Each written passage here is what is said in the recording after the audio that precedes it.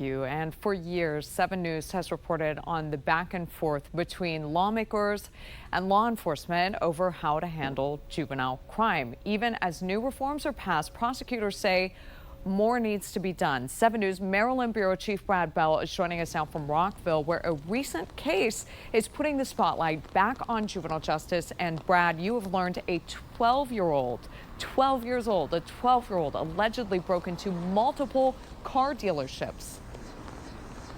Yeah, look, and this is one of those cases that's certainly going to be talked about in the State House in the coming legislative session in January. This is one of those ones where they're going to be saying, hey, the laws need to be tougher. But yeah, a 12-year-old has been caught multiple times breaking into car dealerships. Sometimes he gets a car, sometimes he doesn't.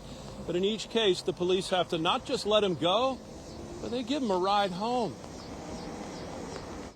At the Jaguar dealership on Rockville Pike, the thief broke through a door and searched until he found a key to a Jag, then took off, but not before grabbing some candy bars from the showroom.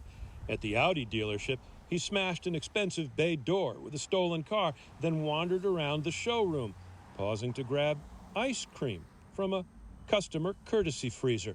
The actions of a criminal and the behavior of a child, because according to police, the culprit is 12 years old. They know because he's been caught at least 8 times, and because of Maryland juvenile justice laws, police had to release him each time. In the case of someone who is under 13, they are completely immune from accountability or consequences for almost all property crime. Former police officer and now law enforcement advocate Jason Johnson has often spoken out about Maryland's juvenile justice laws because of cases like this. The Maryland juvenile justice system is set up so that there are little, if any, consequences for most juveniles' involvement in criminal activity. Over the last 2 weeks, police believe the 12-year-old has done more than a dozen break-ins here. Managers at the dealerships don't want to comment on camera, but told me they are frustrated.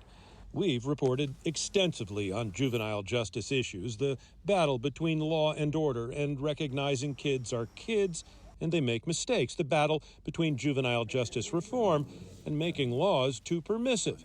Maryland's Attorney General telling me this week he expects the legislature will once again be asked to get a little bit tougher during the next General Assembly session.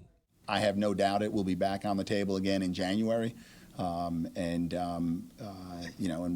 we participate in that debate and that discussion. And so there is something police can do, and that is file something called a child in need of supervision request. And Rockville City Police have confirmed to me that they have started that process. But under that process, the State Department of Juvenile Services has 15 days to get in touch with this juvenile. And then there is a whole process of hearings, and they have to go before a judge. And it is possible that the judge could order that this child be in some way housed away from his home. But what we're hearing out here from these car dealerships, they didn't want to go on camera, is they are really frustrated. They just don't get it. They don't know when it's going to happen again. In Rockville, Brad Bell, 7 News.